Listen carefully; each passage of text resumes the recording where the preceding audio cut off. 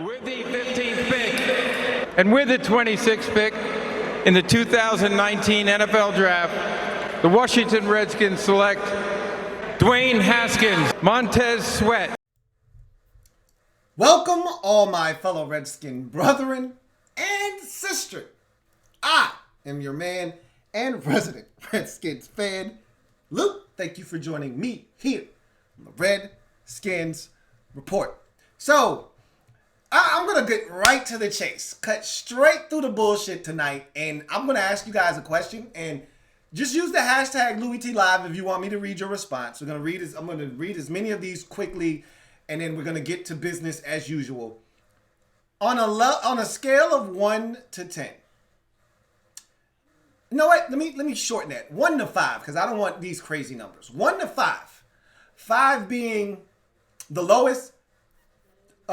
1 being the lowest, 5 being the highest. Your level of disappointment right now. 5 means you're really disappointed. 1 means you're not disappointed at all. With the activity or lack thereof in free agency for the Redskins to start during the tampering period. Free agency literally starts tomorrow. Actually starts tomorrow at 4 o'clock. But we know about all the deals. We know about where players are going.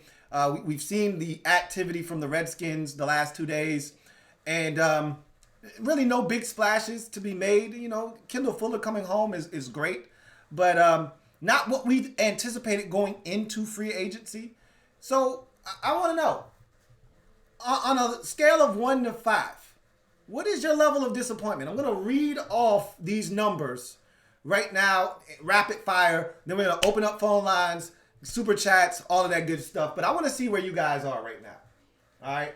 So keep the numbers coming, guys. I'm going to read them off. Geo Bove says 3. So he's right in the middle. Captain Gaming says 5. So he's really, really disappointed.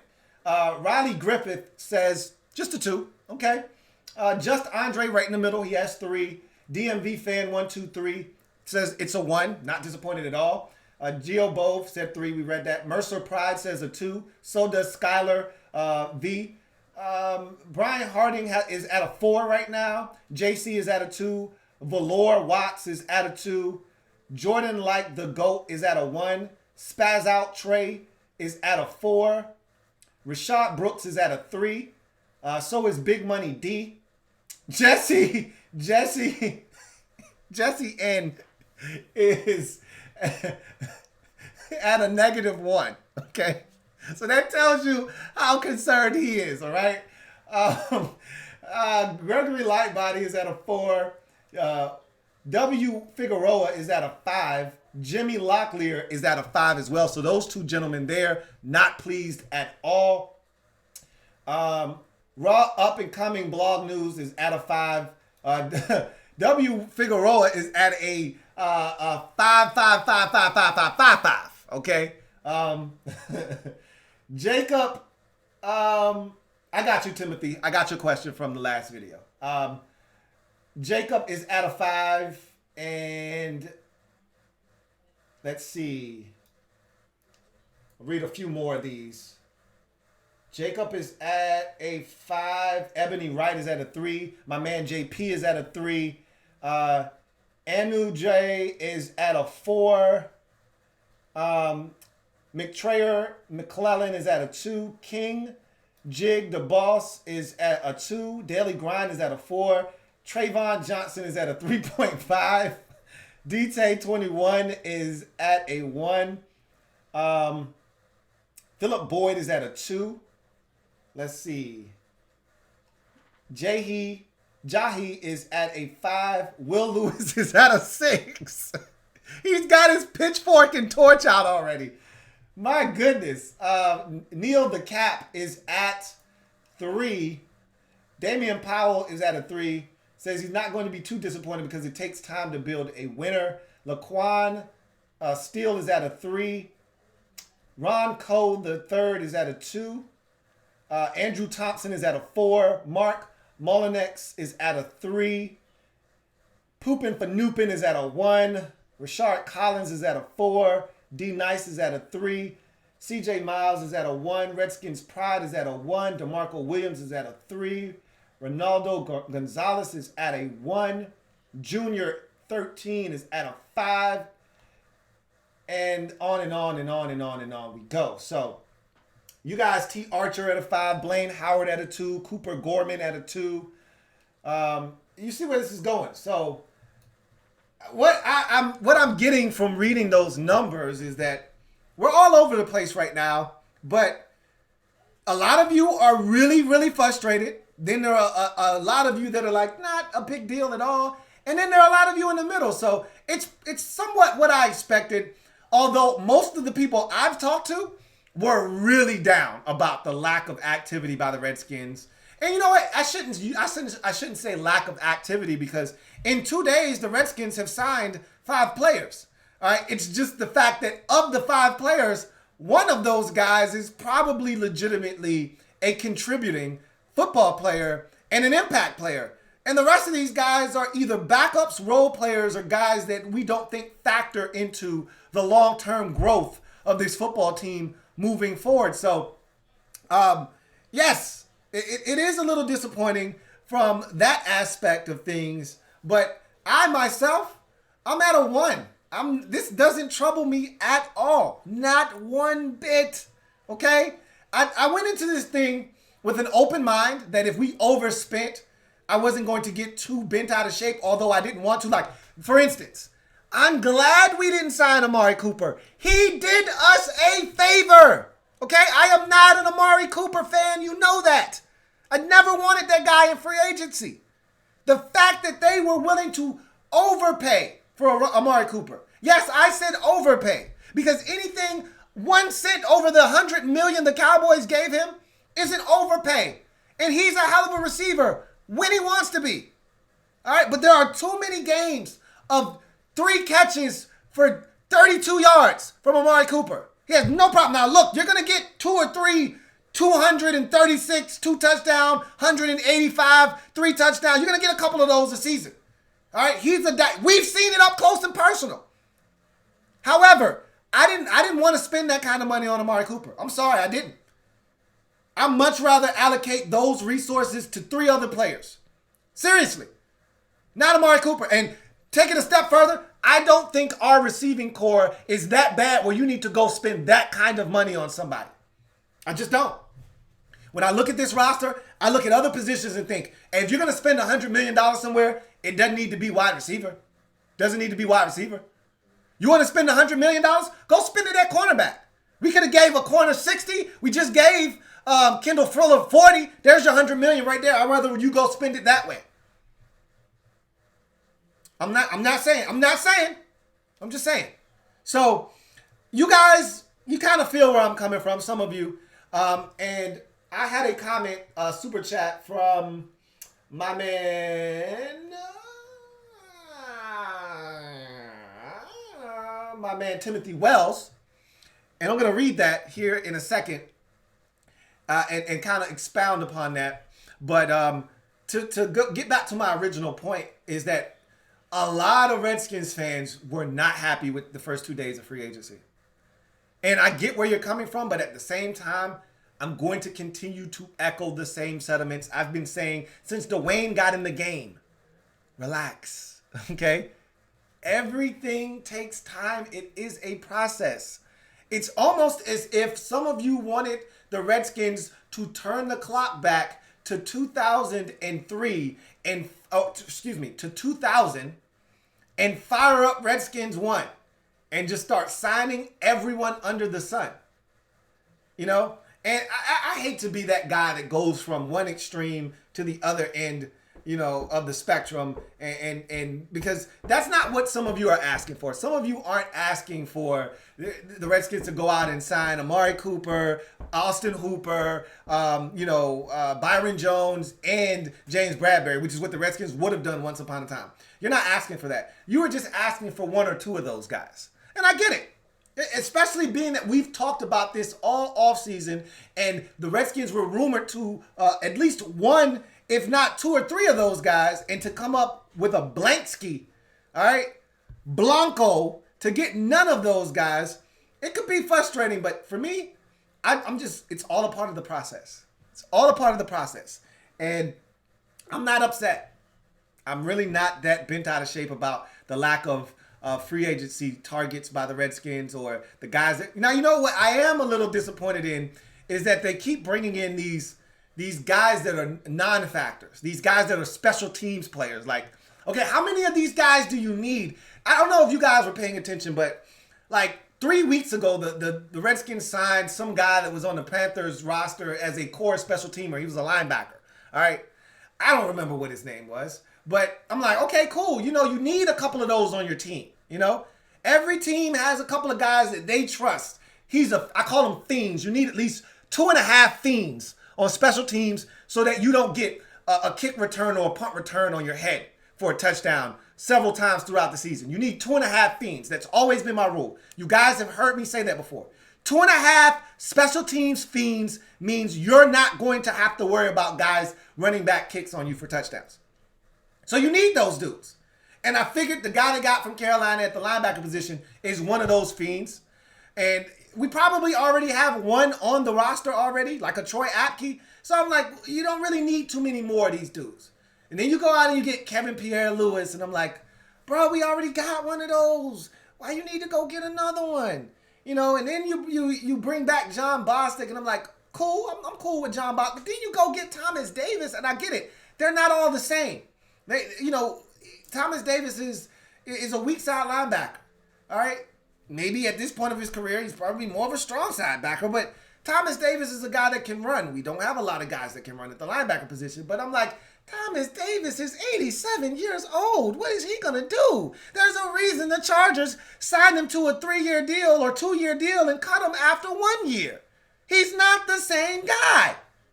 Now, I get the whole wanting to build a culture and, it's part of the reason why he wanted to bring Greg Olsen here. It's why he brought Thomas Davis here. Guys that know what he is expecting and can deliver that message to the guys in the locker room. I get it. But you know what I also get? In order to win in this league, you need talented football players. And nobody's afraid of Wes Schweitzer, all right? Nobody's afraid of Kevin Pierre-Louis, all right? Nobody's afraid of 87-year-old Thomas Davis, all right? And nobody's damn sure afraid of John Boombastic. So at this point, you're looking around and you're saying, after 2 days, what in the hell have we really done? And all I have for you is Kendall Fuller. Okay? It's Kendall Fuller and a lot of spinning your wheels in place. But honestly, I'm cool with that. Because I told you, I'm more about building this roster through the draft. And as long as they continue to make smart decisions in the draft, we'll be fine. There's talented football players on this team. Now, we need a lot more of them, okay? We are far from ready to compete at a high level consistently, okay? However, you keep stockpiling the amount of talent that we're going to put on the field, and eventually you're going to break through. If you keep the core together, you keep the nucleus together, which is why I'm not mad at them not spending a boatload of money right now, because eventually, as I've mentioned to you many times before, you're going to have to pay your own, okay? Like, this isn't the last Redskins regime where it didn't matter where you were drafted or how many guys were in your draft class. When your deal was up as a rookie on that rookie contract, you were going to have to get your money elsewhere. Spencer Long, Jamison Crowder, Preston Smith. The list goes on and on and on of guys that had to go elsewhere to try to get paid. Bashad Breeland, all right? We just didn't re-sign our own. Period. End of discussion. I think that's about to change. And we need to make sure we have money in the event that these guys start living up to the billing of where they were selected. And you want to keep these guys around. You want to keep a Dunny. You want to keep a Jonathan Allen. You want to keep a Brandon Sheriff. You're going to have to spend your money on these guys too. So, yeah, I thought the Redskins would have made at least one big splash signing by now, but that doesn't win you games. In case you guys haven't realized that over the last 2 decades, Winning in March, April, and May doesn't win you games in September, October, and November. All right? So I'm fine with what has happened thus far to the Redskins. I really am. And you can't be in Ron We Trust in February, and then at the first sight of something you don't like, you're ready to go get your pitchfork and your torch, and you're ready to go and get somebody and light them on fire.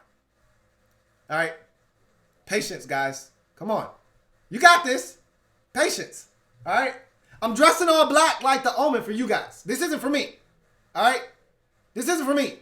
Every Redskin fan I've talked to just about. There's a few of you that were like, not a big deal. Seriously, it's not a deal. But for most of you, oh, it was code red. You were pressing the danger button. Danger, danger, danger. You were pressing the button over and over again. Relax. Relax. Okay? Now, my man Timothy Wells had a comment. And I'm going to go ahead and open up the phone lines. There is the number. Super chats come first. Phone lines come second. Again, if you're going to call in, make sure that your line is secure. Your volume is up. Make sure your monitor is down in the background. Okay? All right. Make sure you know what you want to say. Make sure you're concise. Get to the point. And we'll discuss. And then lastly comes the comment section, Louis T, or hashtag Louis T Live, to have your comment read. We'll get through as many of those as we can, time permitting. Obviously, if super chats are buzzing, if the phone lines are lit, we may not get to as many of those as we would like to. But my man Timothy Wells asked me earlier about Amari Cooper, and did I believe that the Redskins really outbidded the Cowboys and he simply just turned us down and decided to go back to Dallas. So let me respond to that, because I do think the Redskins, and hold on, let me issue a double O. I hate doing this, but I was wrong. All right. I did not think the Redskins were going to sign Amari Cooper. So I was right there, but I didn't even think they would really pursue him the way that they did. Okay. I was wrong. So let me issue that double O right off the top. Kevin Sheehan, once again, spot on. He said about a week ago on his podcast that his sources inside the building told him that the Redskins were going to go heavy after three names in particular: Austin Hooper, Kenyon Drake, and Amari Cooper. And I said, of those three guys, two seem realistic. Really one, which was Austin Hooper. I didn't see the Redskins really going heavy after a running back. And I didn't see them going after Amari Cooper like this. And they did. They made a hard charge after Amari Cooper. And yes, Timothy, I do believe that the Redskins were willing to go to 110. And that's the report, that the Redskins went to $110 million. And Amari Cooper just went back to Dallas. Now, here's the thing. Yeah, perspective is everything. There's no state tax in Texas. All right. So that $100 million is $100 million. Now, obviously, there's still taxes. Uncle Sam is still going to stick his hand in there, but there's no state tax on top of the tax that you have to pay. The Redskins, D.C. does have the state tax. And, after taxes and all the things that come out, that $110 million would have been just like $100 million. This is essentially how it was explained to me. So there really wasn't any difference between the Redskins deal and the Cowboys deal. And if all things are equal, he wanted to go back to Dallas. I told you guys this yesterday, and I think I told you this last week as well. Amari Cooper has said that he wanted to remain in Dallas and finish his career in Dallas. He loves it in Dallas. So if the Cowboys made him an offer that was comparable to the other offers out there, he was going to choose Dallas. Well, the Cowboys stepped up to the plate and gave him what he was looking for. 5 years, $100 million. There's really nothing to talk about. Yes, I do believe the Redskins bid it higher for him. Yes, I think they offered him a higher contract. But when you look at the numbers and you look at the extenuating factors like the state tax, it was going to turn out to be about the same amount of money. And so if it's the same amount of money, I'm going to go back to Dallas. So And I feel like Amari Cooper did us a favor. You know, I feel like he saved us from us. He saved us from ourselves. This feels like when the Redskins were ready to give up 2 first-round picks for Chad Johnson and the Bengals were too stupid to accept the Redskins being dumb. Could you imagine if the Redskins would have given up 2 first-round picks for Chad Johnson? You know how dumb that would have been? Anyway, it wouldn't have been the same exact thing. You know, signing Amari Cooper to a massive deal wouldn't have been 2 first-round picks for Chad Johnson. But in my mind, it would have been not wasting money because he is a good football player. He's not my cup of tea, but he is a good football player. However, I would have felt some type of way because I felt like, number one, we don't need that much work done to our receiving corps. All right? If you ask me, I think we've got a budding number 1 on the roster as is. There's nothing wrong with having multiple number 1s. That's not a bad problem to have. But in this league, you don't have to have multiple number 1s to be successful. You just need one number 1. Everybody else can fall in line. I think we have a number 1. I could be wrong.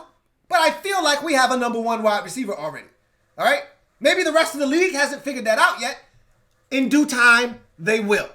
But I feel good about our guy. Now, if you add a number 2 in there, because I don't think we have a number 2 wide receiver, maybe Kelvin Harmon grows into that role. I don't see it right now. I think Kelvin Harmon is more of a third option. I think Steven Sims is emerging as a third option. I don't think we have a clear number 2 on the roster. That's what I'm in the market for. A number 2 wide receiver. You can get one of those in the draft. Now, the only issue with that is you get another young boy to go with all the young boys we already have, and it's the blind leading the blind. So I get why you want to add a veteran to the mix. I didn't need them to spend $100 million at receiver. Go allocate that to linebacker. Go allocate that to safety. Go allocate that to the cornerback. Go allocate that to tight end. There's a lot of ways you can spend $100 million and not have it be on one person, one player, especially at a position that isn't the biggest need that we have. So that was my stance. I think we were saved from ourselves personally, and I'm glad he's a Dallas Cowboy, and I look forward to the Redskins trying to kick his ass for the next 5 years, twice a year. It'll feel really good to bust their ass, bust his ass, shut him down a couple of times and say, you didn't want to play here? Well, take that. Take that shit back to you, with you to Dallas. So I'm glad he's not a Washington Redskin. All right. Anyhow, that's that. Let's get to some super chats, shall we? See if we got any.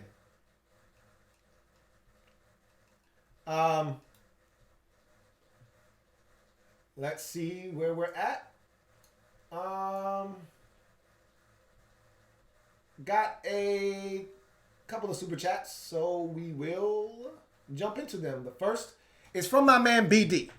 I am not surprised. Thank you, Barrett Downing, for the super chat. As always, BD, thank you for the super chat. My man Barrett writes, there's a plan, so not sweating. I don't know if there's necessarily, I don't think the plan was, first day of free agency, let's make sure we get Wes Schweitzer. I don't know if that was the plan. That might have been a fallback plan. Day one, let's try to re-sign Eric Flowers. Okay, that plan failed miserably. Let's go get Wes Schweitzer. Maybe there was a plan and the backup plan, and they had to go to plan B. I don't think the plan was, let's in day 2, let's go get Kevin Pierre-Louis. I don't know if that's the plan. Let's go get Thomas Davis. But I like you think that, I don't know if this is necessarily the plan, but they've got a way of thinking of how this organization is going to be run. And they're not just going to spend frivolously for the sake of spending frivolously. That's not smart. They're not going to go out and overpay for guys to be here. They're going to be fiscally smart. And if you trust the way you do things, everything will be fine.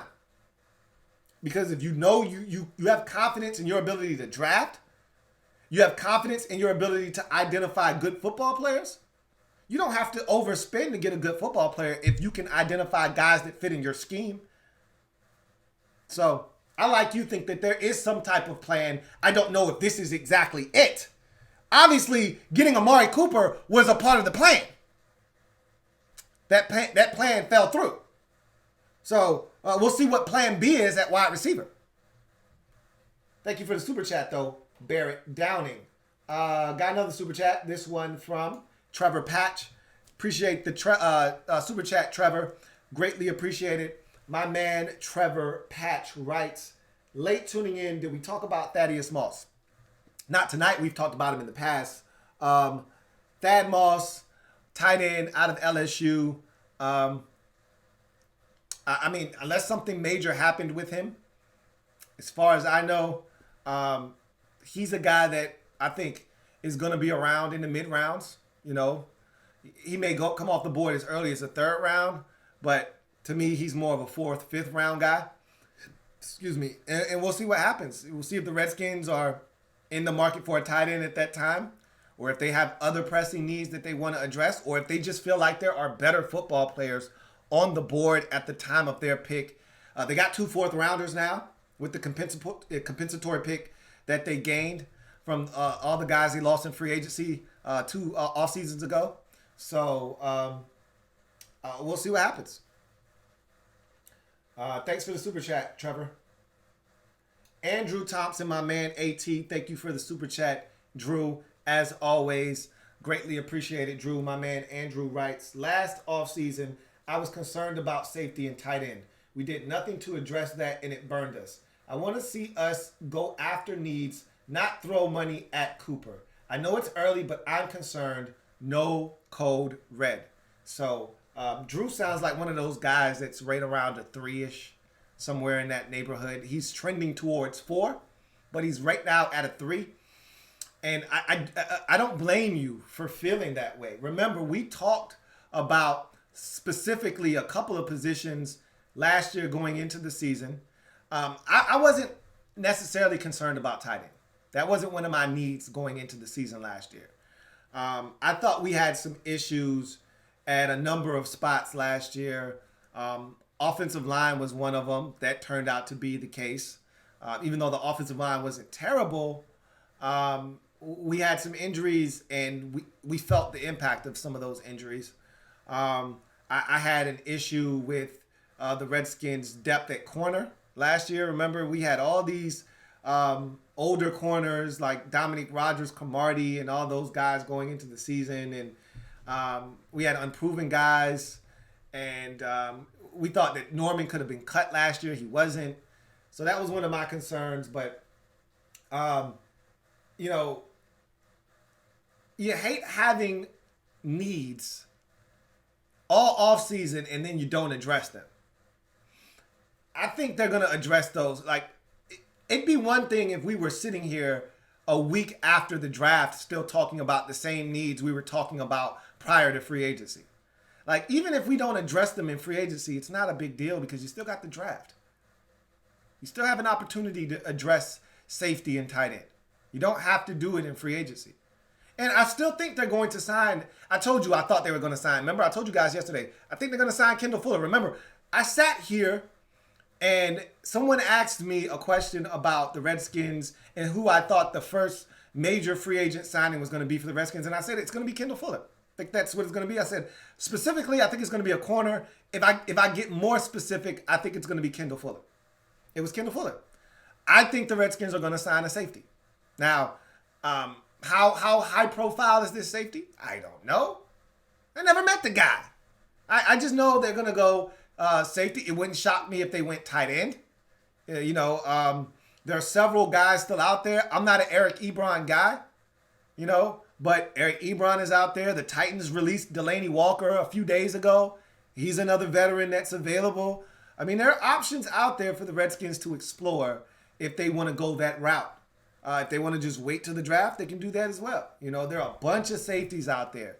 Still, the safety market really hasn't been touched all that much. So We'll see what the Redskins decide to do. You know, they've provided this roster with depth. All right. Not a lot of starters have been had in free agency. Just one, to be exact, as of right now. All right. All the rest of the signings are depth signings. John Bostic, Wes Schweitzer, Kevin Pierre-Louis. These are all depth guys. You know, Thomas Davis may be penciled in as a starter, but I'm not ecstatic about that. You know, so we'll see what happens. But I, like you, am not concerned to the point of code red. You're a little bit more concerned than I am, but I get your concern nonetheless.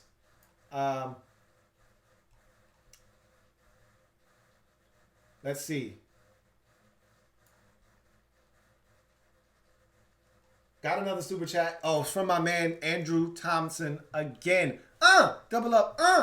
From my man Drew. Thank you for the super chat. Greatly appreciated, Drew. He writes, Cooper is worth $22 million a year, but Hooper isn't worth 12.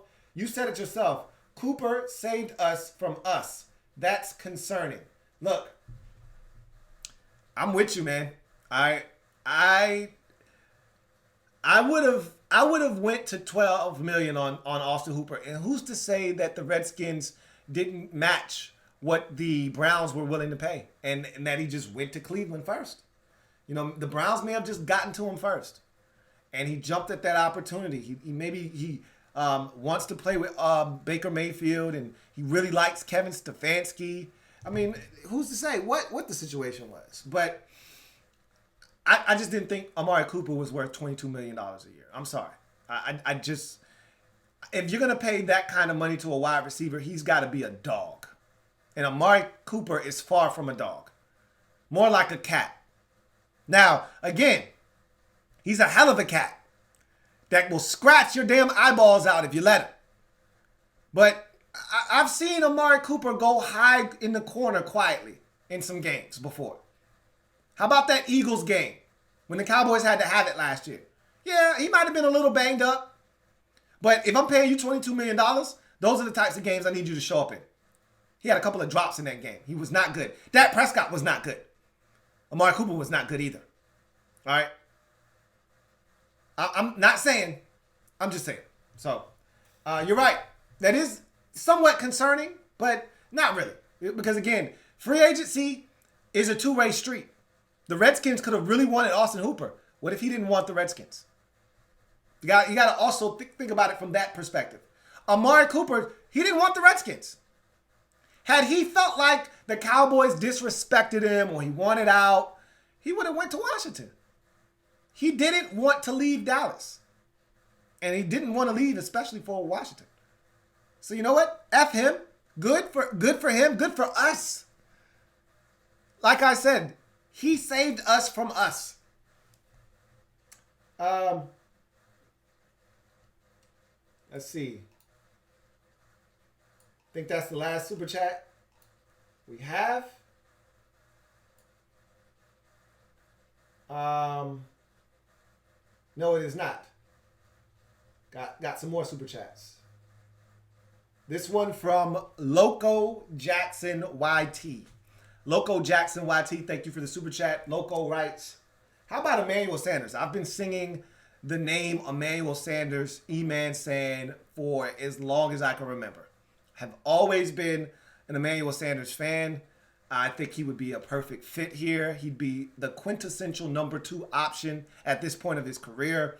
I told you I think he'd be a great influence on all the young receivers we have on this roster. I'd love Emmanuel Sanders. Again, are the Redskins interested? That's number one, because we haven't heard the Redskins interested in Emmanuel Sanders anywhere. And number two, is Emmanuel Sanders interested in us? I think he's at the point of his career now where, yeah, he wants to be paid, but he also wants to win. And I don't know which he values more, if he values them equally. But he's won a Super Bowl already. But that doesn't mean he doesn't want to win another one. So I don't know where Emmanuel Sanders is in terms of where he'll end up and if, you know, the Redskins are even in that conversation. But he's definitely a guy that's been on my radar the entire time.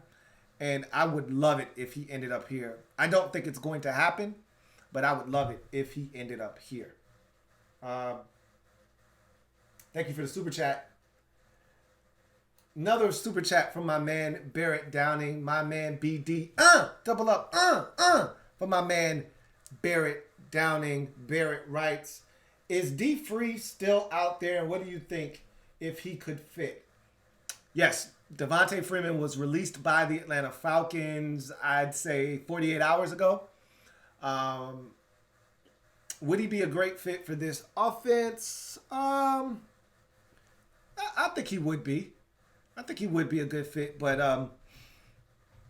I don't know if the Redskins are truly in the market for a running back. Maybe they are, But I've contended all along. But again, I didn't believe that the Redskins would be in the market for Amari Cooper, so take it with a grain of salt. But when Kevin Sheehan said they would go after Kenyon Drake, I was like, for what? You got 3 running backs on the roster that you really like. Now, 2 of them are coming off injuries. One of them hasn't played a down in the burgundy and gold, and the other can't stay healthy to save his life. So if you felt like you needed to go, and oh, by the way, the other running back is like 34, 35. So I get it. Every single one of those running backs has question marks right now. So if you wanted to add another guy to the mix, I wouldn't be opposed to that. But say all of these guys stay healthy. Do you have space for a Devontae Freeman on your roster? Who are you going to take carries from? Who are you going to take snaps from? That's the problem. In there lies your problem. And I hate to play the what if game, but what if all 3 of those guys are able to stay healthy? There's not going to be a ton of snaps for a Devontae Freeman. And he's not going to be, a 1 year, $5 million back. You're going to have to pay him some money. And I'm not saying it's going to be 5 years, $40 million. But, if it's a two-year deal, it might be 2 years, $16 million. It might be 2 years, $14 million. It's still a nice piece of change for a guy that may not play a bunch of snaps. I just don't know if there is any reason for the Redskins to be aggressive at the running back position, which is why I never believed the Redskins were going to go after Kenyon Drake in the first place.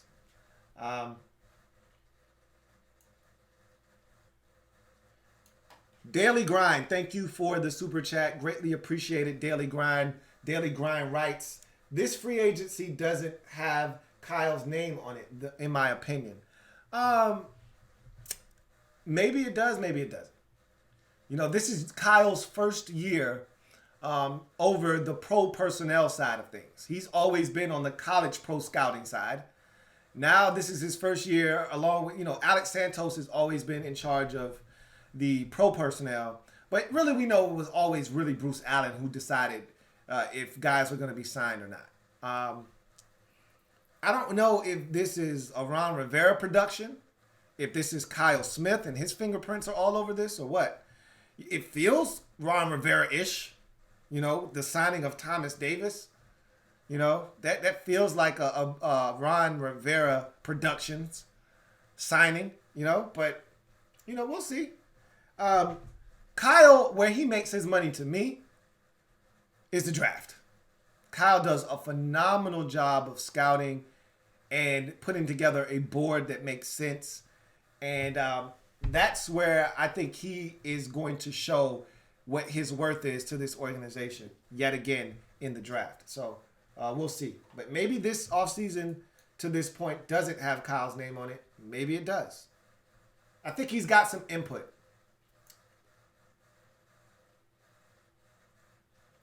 All right. See if we got any more super chats. All right, we got one more. Double A says, hey, first of all, thank you for the super chat, Double A. Greatly appreciate it. Double A says, Riley Reef and a second for Trent Williams. No, and no. All right. Thanks, but no thanks. I don't want your trash. And actually, take that back. Riley Reef is a left tackle, I believe. I think he's a left tackle. I don't think he's a very good one anymore. But in the Vikings' second round pick, not that intriguing. So again, I'm going to pass. I told you, when it comes to Trent Williams, I'm going to be very greedy. Period. End of discussion. I think Trent's a hell of a football player. I think he's still got a lot left in the tank. And I'm not just giving this guy away. Either I'm going to get what I feel like is fair compensation, or Trent's going to be playing for the Washington Redskins on a price tag of $12.5 million. It's one or the other. And I know that the Redskins organization may not want Trent in the locker room if he's disgruntled, and they're trying to build a culture, and this kind of goes against that notion when you bring a guy in that doesn't want to be here. I get all of that. But what I'm not going to do is give away a premier player in this league for anything less than what I think he's worth. Personally, I think the Redskins should be able to net a first. But that ship has sailed. The level of desperation is no longer here. As a matter of fact, it's total opposite now. Teams are in a position to enhance their offensive line and specifically their tackle positions with a very deep draft class of tackles. Why should I give you anything for your disgruntled tackle that you have no plans on keeping around outside of this year? Why should I give you any draft capital? Why should I tear up his last year of his deal and give him new money? It's a fair question. So we'll see what happens. Anyhow, Rashad Brooks, thank you for the super chat. Greatly appreciate it. Thank you so much, Rashad Brooks, for the super chat. Rashad writes, Miami has 3 first-round picks. What you want us to get in order for Miami to move up to the number 2 pick? If we move back to number 5, do we take a wide receiver if Chase is gone? Tell you right now, if you move back to number 5, Chase is definitely gone. The Lions will take him at number 3. I assure you. I guarantee it. Okay? The Lions don't trade out of number 3 until they definitely make sure Chase Young isn't there. If Chase Young is there, they will do a full 40-yard dash sprint to hand that card to Roger Goodell. Okay? So trust me, he won't be there at 5. But if you trade back from 2 to 5, I think it's going to take 3 first-round picks. And it may not necessarily be all 3 from this year. If I'm the Redskins, I don't even want all 3 of your first-round picks this year. All right? I want 2 first-rounders this year. I want another one next year. And I want 2 twos, including one this year and one next year. That's just to start the conversation. That doesn't even mean I'm going to take that deal. But that's the kind of deal it's going to take to get me to move off of number 2. Something along those lines. All right? But, and I want Xavier Howard.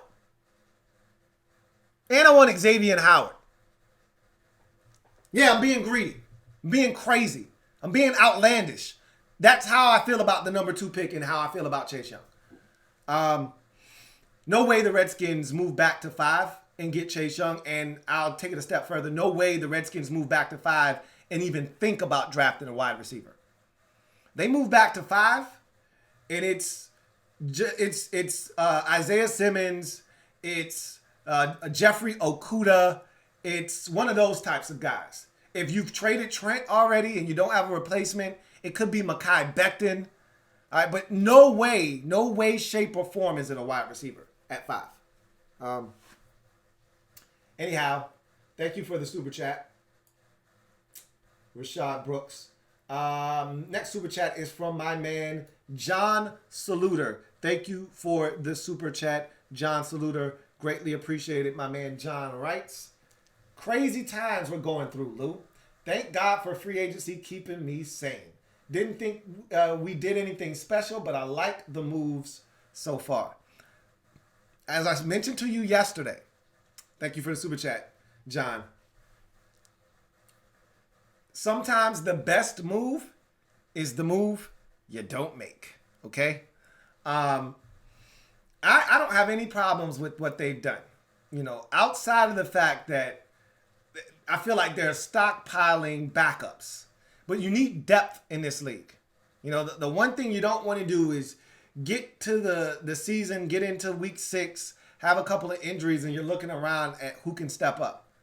You got to build your roster to be able to withstand injuries. And right now, they're doing some of that. You know, usually you do that, though, in the second week of free agency. You don't necessarily have to do that right now. But, hey, as I say in the draft, and the same thing applies to free agency, get your guy when you feel the need to get your guy.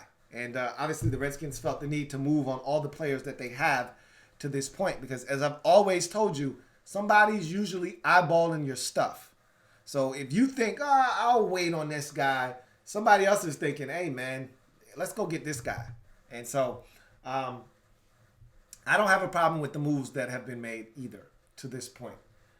John, thank you for the super chat. My man Derek B, thank you for the super chat, Derek B. Greatly appreciated. Derek writes, give Amari $100 million, and after 2 years of outplaying him, Terry gets in his feelings about his contract. No thanks. Pay Fuller now. We can pay Dunny if he is quiet. Exactly. You know, and that's the problem with paying guys from the outside and not taking care of the guys on the inside, which is why I thought it was imperative that you keep Brandon Sheriff. Send a message to the rest of the locker room that if you play at a high level here in Washington and you do everything that we ask you to do and you play through injuries and you give us everything you got, you're going to be rewarded here in Washington. You don't have to get that payday somewhere else. And so, to me, you set that foundation with Brandon Sheriff and you continue to work off of that. And, you know, if Terry is what we think he could be, he's going to be a stud. And in 2 years, he's going to be looking for a fresh new contract. And what you don't want is for the Redskins to be at an impasse with Terry, and Terry's looking over like, how did this sumbitch get my money? You know, how is this guy strutting around here? And especially if Terry's outplaying him. You know, and I don't know if that would have happened or not. But, you know, there's nothing worse than you outplaying the next man and you look up and your bank account isn't nearly what that guy's bank account is. You know, that was the Paul Richardson problem in the locker room. You know, you look around and you like, man, we getting more out of Steven Sims Jr. than Paul Richardson gave us in 2 years of production. We got in 5 games with Steven Sims. And you look around and you're like, man, we got to get these kind of guys the hell out of here. And so I'm with you all the way, Derek B. I don't want disgruntled players in the locker room looking at other dudes getting paid like a Josh Norman who aren't producing. Got to get those guys out of there. And we almost made a catastrophic mistake, I feel like. And again, Amari Cooper wasn't going to come here and be a bum. He wasn't. That's not what I'm saying. Amari Cooper wasn't going to come here, play in 16 games, but only have 726 yards receiving. That wasn't going to happen. He's a walking 1,000-yard receiver, okay, at this point of his career. If he stays healthy, he's going to produce.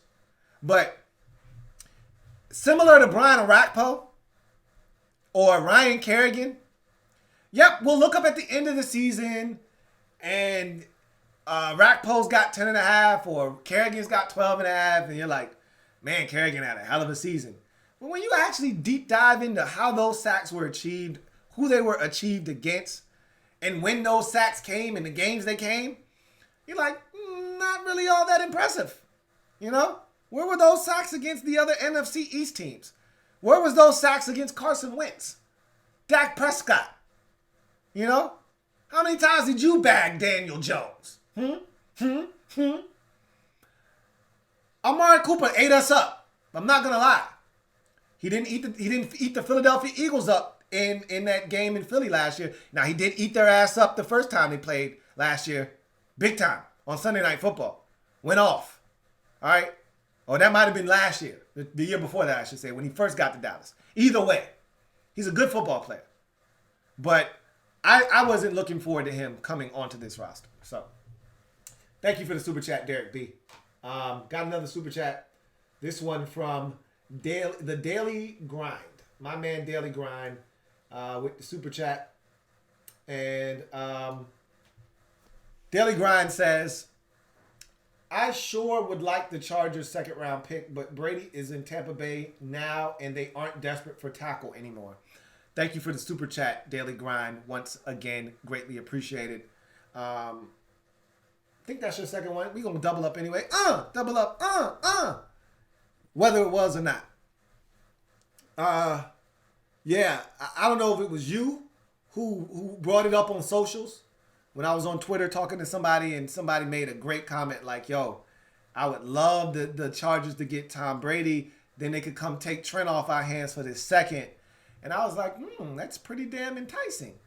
But not going to happen now, obviously. And they went out and got Brian Balaga. So I don't see that taking place now. But it sounded really good. You know, Trent's going to end up being traded. I still feel that way. But the team he's going to be traded to, unless it's the Jets, I don't think we're going to see it coming. You know, it's going to come out of nowhere. You know, because we had him slated to run to all these teams, the Cardinals, or what about the Browns? And, you know, then you look up and these teams have made moves and it just doesn't seem, and they're in a position to draft a tackle if they so choose, where they are in the draft. I just feel like if Trent is traded for, it's going to be by a team that we're not expecting to even be a front runner to get Trent Williams. So we'll see what happens. Thank you for the super chat, Daily Grind. Got another super chat from Daily Grind. Appreciate it, man. Daily Grind, really do appreciate you, bro. Thank you for the super chat. Daily Grind writes, how much cap do we have left now? Plenty. All right.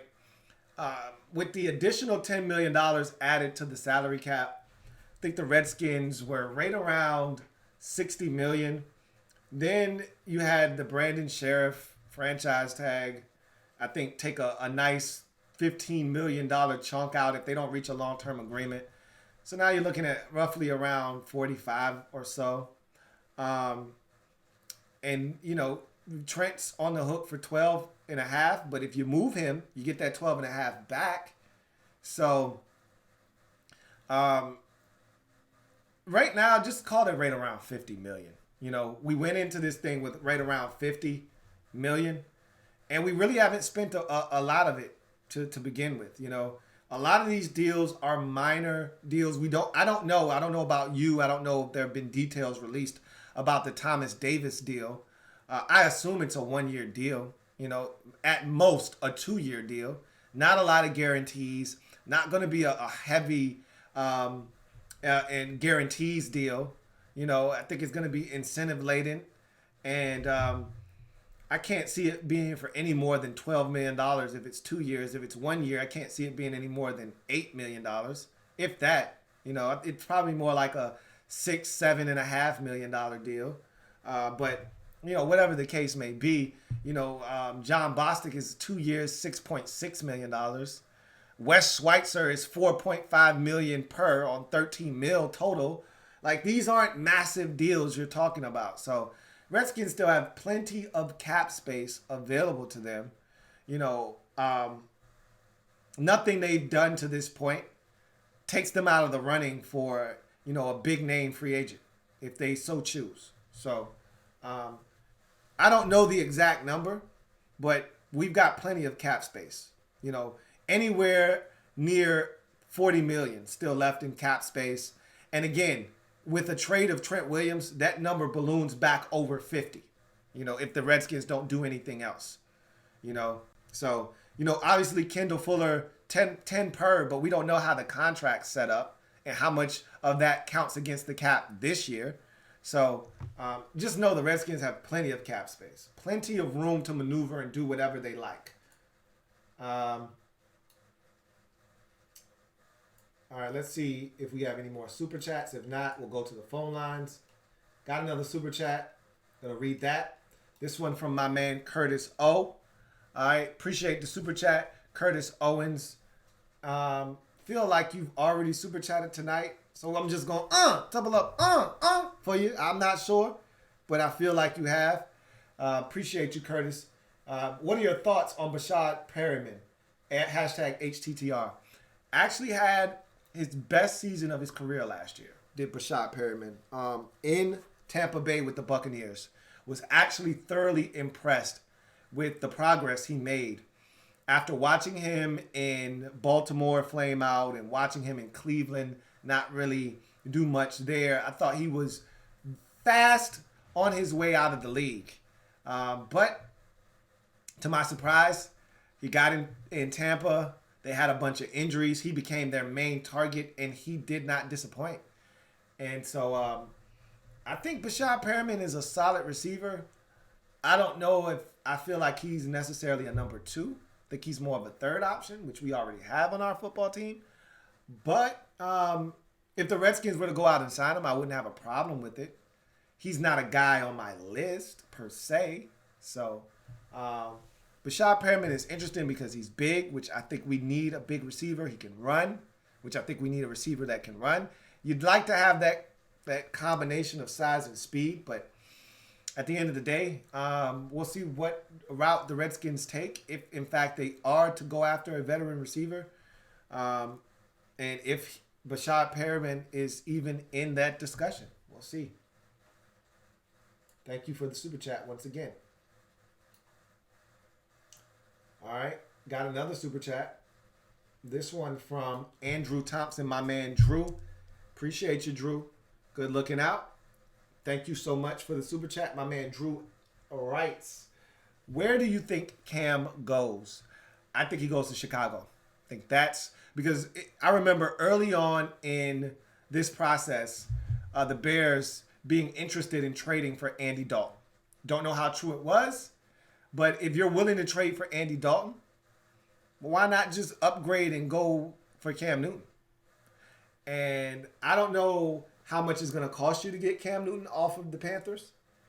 I know it wasn't going to cost you a pretty penny for Andy Dalton, and so that may be a determining factor. You probably could have gotten Andy for a third or a fourth, whereas Cam Newton, you're probably going to have to come off of a first, possibly a second, possibly a first. I think it's more likely a second at this point, especially with him coming off the injury. But we'll see what happens. I mean, this game of musical chairs, it's starting to settle in, and there are not as many chairs left as there were, 3 days ago. Colts have filled their chair. Buccaneers have filled their chair. Panthers, we didn't know had an open seat, but they filled it immediately. We think the Bengals are going to fill theirs with the number 1 overall pick. So, there's still the Buccaneers out there. There's still the Chargers out there. They may opt to just go with Tyrod Taylor and draft a youngin. There's still some other teams out there, but the Bears are the ones that strike me as a team that they have a starter in Mitchell Trubisky, but you trade for Cam, he's coming in to compete. And I think Cam Newton, I don't know about you, I think Cameron Newton can beat out Mitchell Trubisky in a quarterback competition. So we'll see what happens.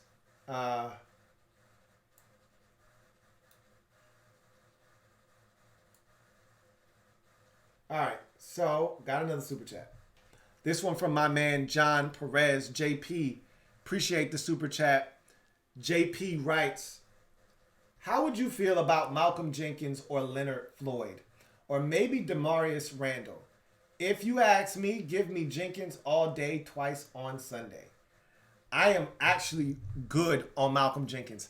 I actually wanted Malcolm Jenkins the first time he was a free agent when he went to Philadelphia. I wanted him then. If you go back in the archives and check, I was banging the table for Malcolm Jenkins, and we missed out on him for whatever reason. Thought he was a really good player then when he left New Orleans, and I wanted the Redskins to get him. They didn't, and he's been really good for the Eagles for a number of years. But now he's a different dude, much older, lost a step, still a very heady football player. And I like his leadership qualities. He knows where he's supposed to be, when he's supposed to be there, but doesn't really fit in line with what the Redskins are doing from a age standpoint. You say what you want about all the signings the Redskins have made to this point, outside of Thomas Davis, who is a guy who has played with Ron Rivera or for Ron Rivera in his career and knows what Rivera expects. All the other guys are relatively young. Wes Schweitzer is young. Kevin Pierre-Louis is young. John Bostic, relatively young. And Kendall Fuller is still very, very young. So the Redskins still getting young football players. Despite what you may think about the quality of player, they're still young. So he wouldn't necessarily fit into what the Redskins are doing right now in terms of this youth movement. So I don't necessarily know if you need a veteran at safety. I keep talking about a veteran wide receiver to help the youngins. I'm not necessarily sure you need a veteran safety. You got one in Landon College. You don't necessarily need another one. So I'm good on Malcolm Jenkins. As far as Leonard Floyd is concerned, I actually like Gumby. But I don't know if he fits in a 4-3 defense. I don't know if he's a hand in the dirt guy like he was at Georgia, but I think he's more of a stand-up dude. He stood up at Georgia. They blitzed him up the A-gap, moved him around. He gets to the NFL. They're in a 3-4 defense. He's moving around. He's standing up, 2-point stance. I don't really know if Leonard Floyd is built for a 4-3 defensive scheme. Now, that being said, only one way to find out. I wouldn't be opposed to adding Leonard Floyd to the mix, but he's not going to come cheap. And I don't know what they ask of their weak side backer because that's what he would be. Or he might just be a base defensive end. And if that's the case, he's too small for that. So I don't know if he would be a great fit for the Redskins defensively. Anyhow. And then Damarious Randall, I'm not a fan. I think you can do better at the safety position than Damarious Randall. To me, he's a corner turned safety, but he still plays safety like a corner.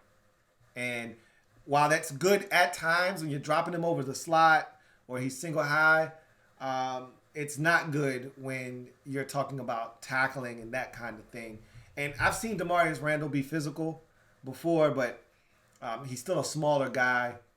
I'm good on Damarious Randall. Thanks, but no thanks. So there's that. Merrill Garrett. Thank you for the super chat, Merrill Garrett. Greatly appreciate it. Merrill writes, thoughts on Devin Funchess and Eric Ebron. Funchess is very interesting because of the Ron Rivera connection. Obviously, there is some history there between the two. When Funchess is on and he's not in his own head, very dangerous receiver. I was somewhat turned off by his performance last season. Now, it was marred by injury. Missed most of the season due to injury, but I thought he had a chance to really impact that Colts football team. And it just, for whatever reason, whether you blame the injuries or, what may have you, it never really materialized in Indy last year. I've seen this guy have games where he's had 3 or 4 drops. That being said, though, Funchess is a big, talented sumbitch. And if Ron Rivera decided he wanted to kick the tires on Devin Funchess, it wouldn't cost you a ton. He'd have to prove himself on a 1-year, $5-6 million deal because he got a big deal last year. I think it was 1 year, $12 million, $14 million, something like that last year to play receiver, and it didn't work in Indy.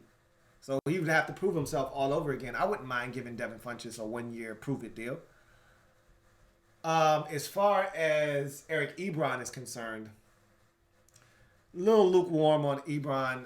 I feel like Ebron is a guy that isn't a great blocker, and we've been down that road before. Look, you need mismatch nightmares in this league. You need guys that create mismatches.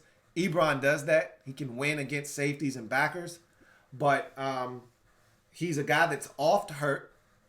And he's a guy that I just don't feel like, outside of catching the football, doesn't really have that much of a niche carved out for himself in this league. I think he's a one-dimensional tight end. I kind of want a guy that's a little bit more versatile than that. And maybe you get an Ebron and then your second tight end is a guy that's not willing to do a little bit of everything. And then, like I said, I'm all for Jeremy Sprinkle. Sprinkle me, bitch. Sprinkle me. And Hale Hench is battling it out for the third tight end spot. So, I don't know. We'll see. Thank you for the super chat, though. Let's see. Rob Weta, thank you for the super chat. Greatly appreciate it, Rob. Thank you so much for the super chat. Malachi Jimenez, thank you for the super chat. I think I might have jacked up your name, but let's just go with Jimenez. Thank you for the super chat. Jimenez writes, Sean Taylor is greater than Palomalu times 2. Thanks for what you do, brother. I wouldn't go as far as to say that. Matter of fact, I would not say that. Okay?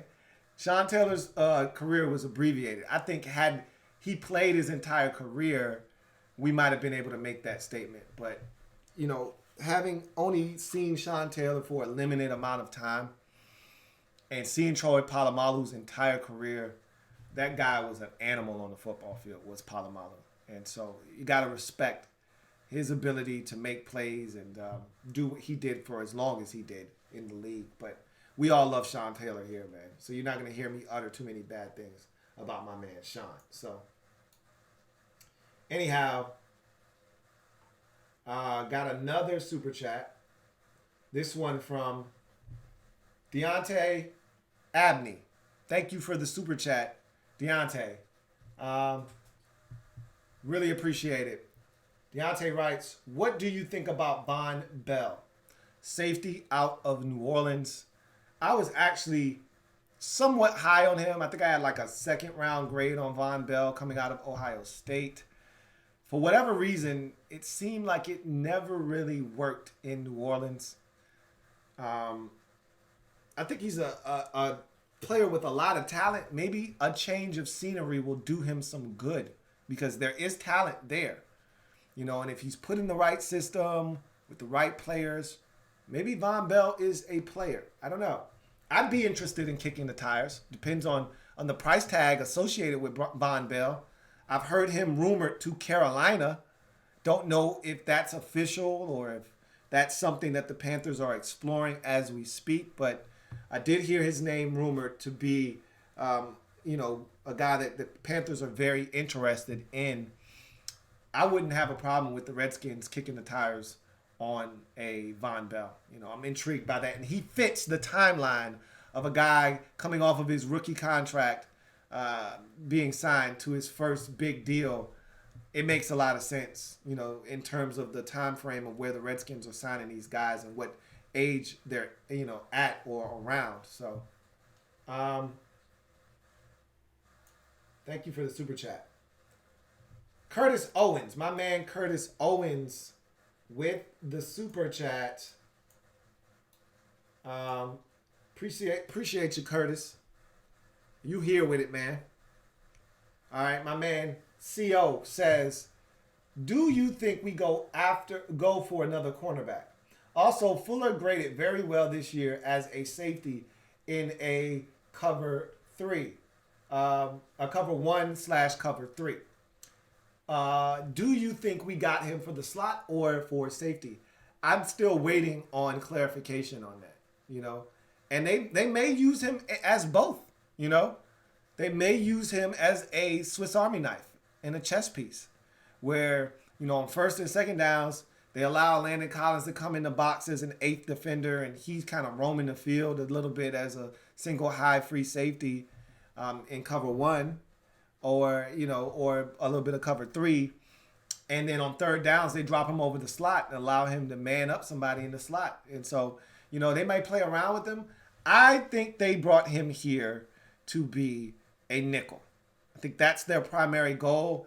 It's much harder to find a nickel than it is a safety. So it'll be interesting because if they view him as a safety, then yes, to your first question, yes. they would probably be in the market for another cornerback. But if they're viewing him as a corner, then maybe safety is higher on the list of priorities and corner has been pushed down because they've addressed it. So it'll be interesting to see how they designate him. As a matter of fact, you may be able to go on the Redskins website, redskins.com, and go to the rosters and see what they have him listed as. They usually do that rather quickly. Being that he's not officially a Washington Redskin, he may not even be on the site yet. But, give it a week or two. Go check the site, and they'll have him listed. If they're smart, they'll just put him down as a DB, if they're smart. Maybe they'll put him down as a corner or a safety and tell us what we want to know. So, thank you for the super chat, Curtis Owens. Farrah Cody with the super chat. Farrah Cody, I got to stop you. You know what I'm about to do? You just got to take your medicine, okay? So, if you guys remember, I think it was 2 weeks ago on this program, Farrah Cody said that she would bet me all of my super chat money on that night that Kirk Cousins wouldn't get an extension. Well, Kirk got his extension just the other day. So 2 days ago, I believe it was. They freed up some cap space. I gotcha. Now, we didn't bet, so you don't owe me anything. And even if we had bet, I wouldn't have tried to collect from you. The sheer satisfaction of me being able to say I was right is more than enough for me. Okay. That being said, yes, I'm petty.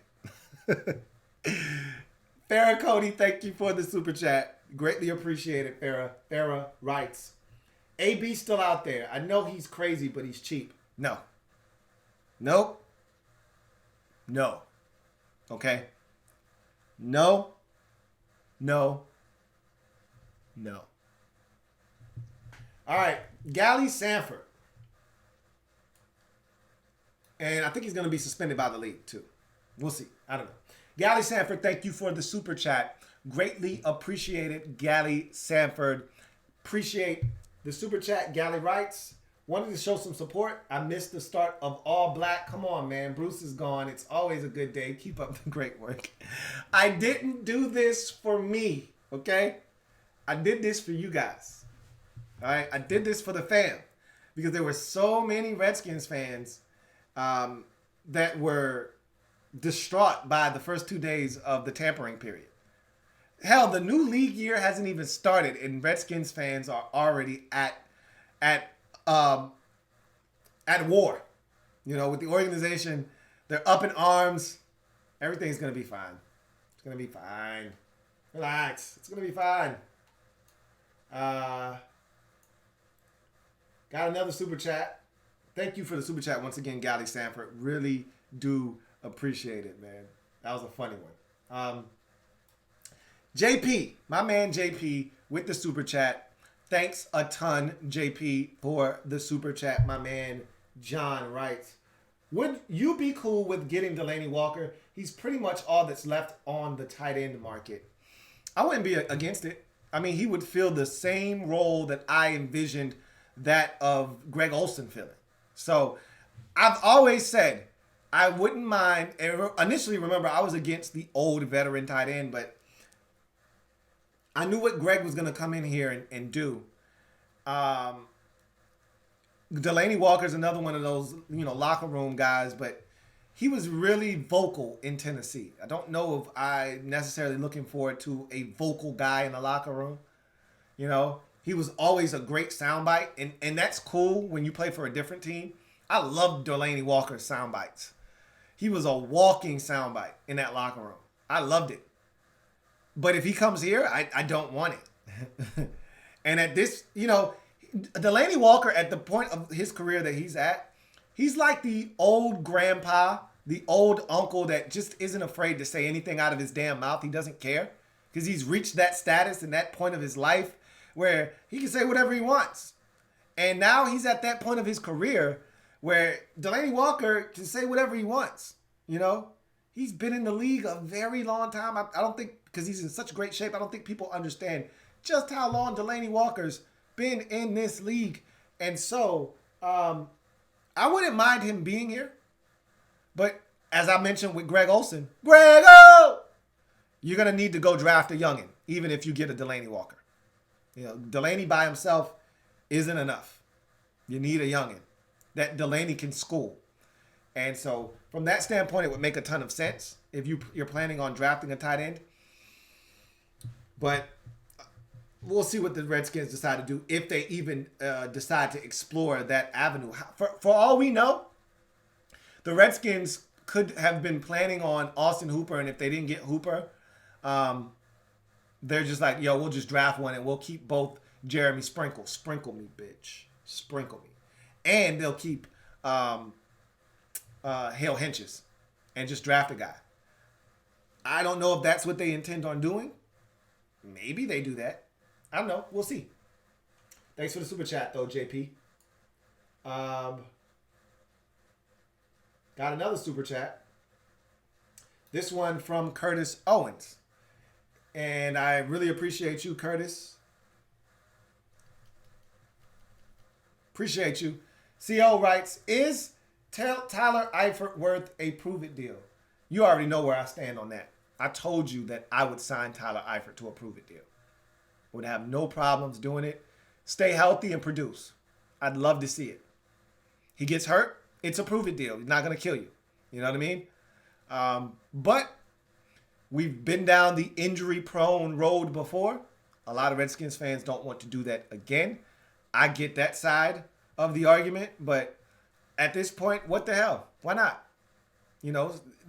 Low downside, tons of upside. If it doesn't work, he gets injured before the season starts, you cut him. You get on. You get on with your life. If he proves to be really good for you, you try and re-sign him. If not, he hits free agency again next year, and you say, appreciate you, bro. And no hard feelings. So I'd like to see it, but I know a lot of Redskins fans who are not interested in Tyler Eifert. So that is those are all of the super chats. Oh, got another one. Gally Sanford with the super chat. Thank you for the super chat, Gally Sanford. Gally writes, one more sprinkle. Love it. Sprinkle me, bitch. Sprinkle me. You guys are silly, man. I can't with you guys. I can't. All right. So, got a phone call. Don't have any more super chats. So I'm going to go ahead and take the call. You're on live with your man, Louis T. Who am I speaking with? What's going on, Lou? JP, how you doing? What's going on, JP? Got it. Hello? Hello? What's up, Lou? It's JP. How you doing? What's going on, man? Good to hear from you, man. Wow, what a crazy couple of days of free agency so far. Yeah, man. Absolutely. Hey, I was watching that freaking the Tom Brady video that you just did. I was just laughing my ass off. That might have been the funniest live stream I've ever watched for as long as I've been watching your channel. That's a crazy situation, man. I always have fun when I'm talking Brady, Patriots, and now the Bucks. So we'll see what happens. Yeah, man. I know it's a Redskins chill, but man, I can't believe Tom Brady went to Tampa Bay. It's a new challenge for him, though. It's going to be interesting, but man, that offense is going to be so good. Yeah, you're right. I'm excited to see that, honestly. That is going to be really intriguing. That's going to be one of the storylines of the season is, what the Tampa Bay Buccaneers look like with Tom Brady. And conversely, what the Patriots look like without Tom Brady. We haven't seen that for 2 decades. There was that 1 year where he got injured and it was Matt Cassell. But really, for the last 2 decades, it's been Tom Brady in a New England Patriot uniform. So what does Belichick look like without Brady now? So that's going to be interesting, too. And who do they get? Like, someone had asked me about, where Cam Newton could end up. He could end up in New England, for all we know. Like, there's another spot where they need to address the quarterback position. So that's another place, too. Oh, yeah, absolutely. I think Newton could probably end up in New England or maybe the Chargers. But anyway, so this was a Redskins video. Yeah. I already talked to you about Malcolm Jenkins. I understand your point that that he's an older guy. I know you wanted him back in 20, I think it was 14. Yeah, somewhere around there, yeah. And that he's all, you know what, I wouldn't mind Malcolm Jenkins. I mean, I like him. Actually, my buddy Johnny, he's an Eagles fan, Right. and he was a little bit heartbroken that Malcolm Jenkins left, but he gave his all to the city of Philadelphia. And it would be nice to sign him away, keep him in the NFC East, see if he's got some juice left in the tank. I wouldn't also be opposed to Damarious Randall. I know he's had issues in the past in Green Bay because he was a locker room cancer. I don't know if that was true or not. Right. Probably why Green Bay released him or whatever. Right. I wouldn't mind Delanie Walker. I'm a little bit bullish on Ebron because I wasn't exactly a big fan of his, but he had a good year with the Colts. I think it was 2018. Yep. I mean, he struggles with drops, but man, Yep. that dude could play some ball. Yeah, you're right. I mean, there is some upside there with Eric Ebron. When he's on, there aren't many pass catchers at the tight end position better. But like you said, there are drops.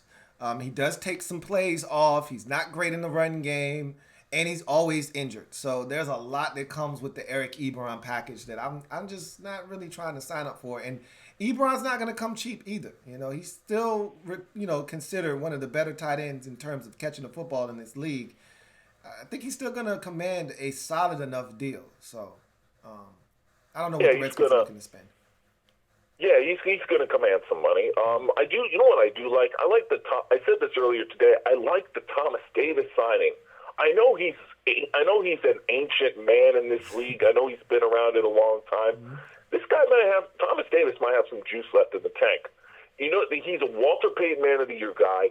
He's very well respected around the league. He can play the run. He can play the pass. He's a leader. He's a great guy in the locker room. He's a good overall dude.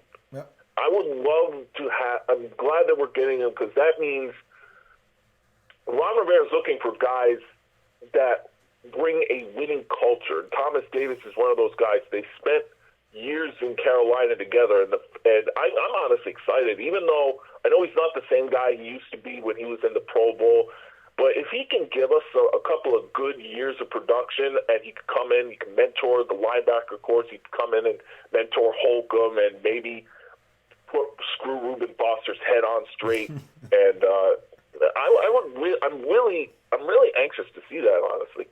And not to mention, he's going to have a chance to mentor Chase Young and teach him how to be a professional when we get him, of course. I mean, when you put it that way, and I knew he was going to bring, that leadership quality to the football team. But, when you put it that way, it's not a terrible signing. I'm not in love with it. You know what I mean?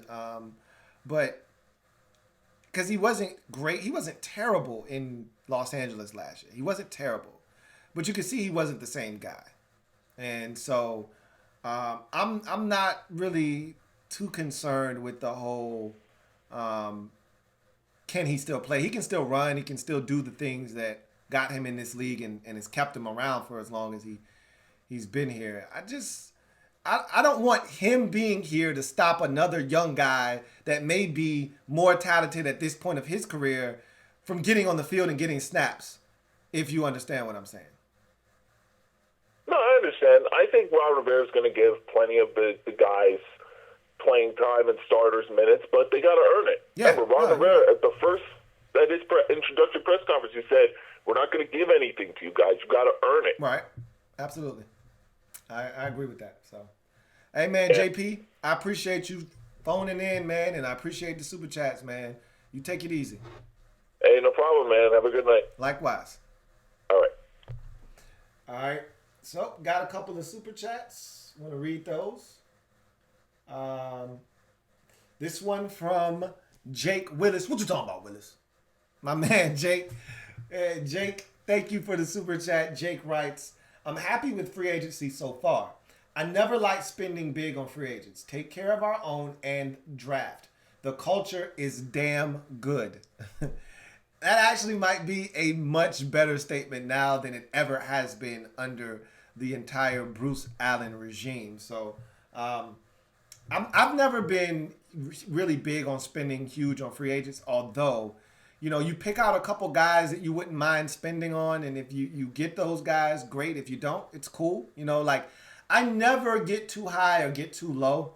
When you put all your eggs into the free agency basket, that's how you find yourself disappointed when it doesn't work out, which is why I think a lot of Redskins fans at this point are at a 4, a 5, or a 6, as some of you put down when I asked earlier, what's your level of disappointment after the first 2 days of the tampering period.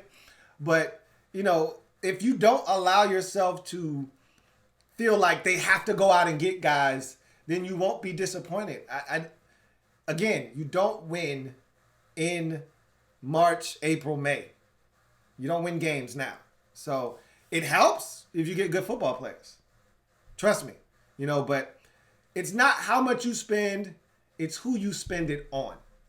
And so we'll see what happens. You'll see how, some of these guys go out and play, and some of these guys go out and Hooper goes and balls in Cleveland, and Bradbury comes in and terrorizes the NFC East in New York, and Byron Jones tears it up in Miami. Then maybe we say we dropped the ball. We had a shot at those guys and we didn't get it done. But I think they, as one of the super chatters and the viewers said earlier, I think they have a plan, man. I think it was my man BD. I think they have a plan, or it might have been my man Drew. I think it was BD.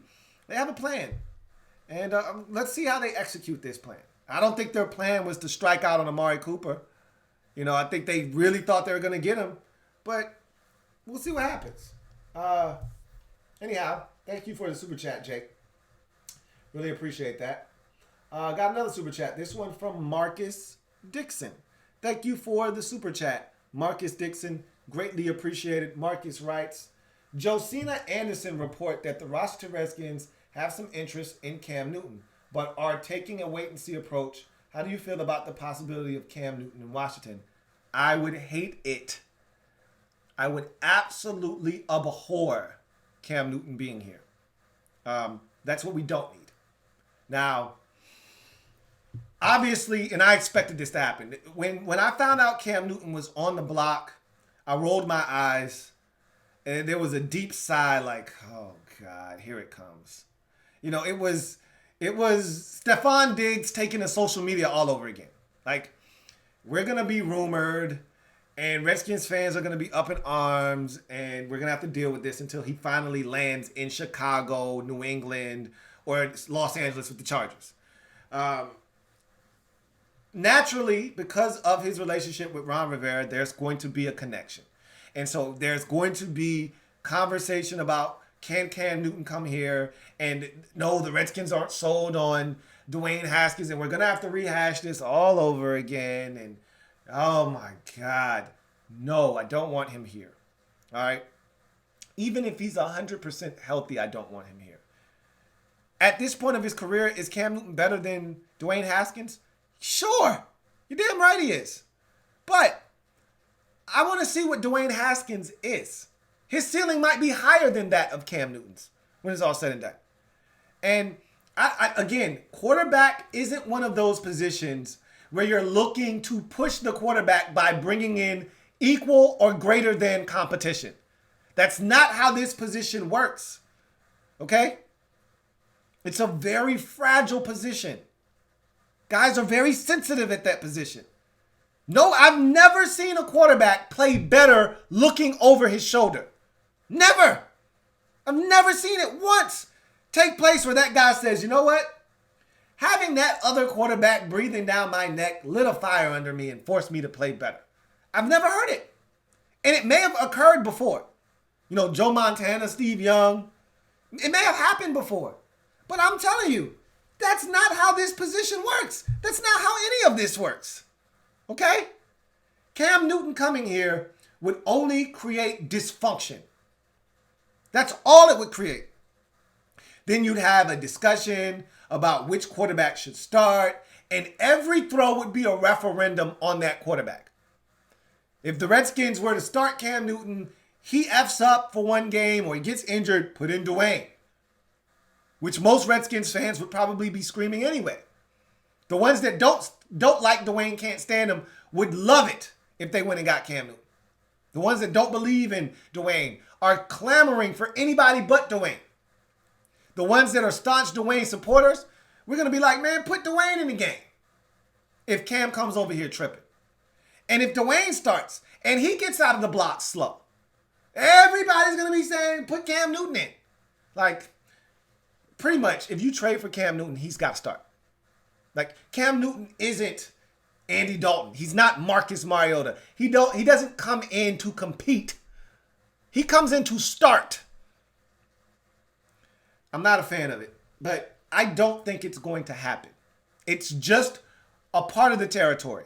You've got a coach that for 8 years was the coach of ex-head quarterback. He went to the Super Bowl with that quarterback.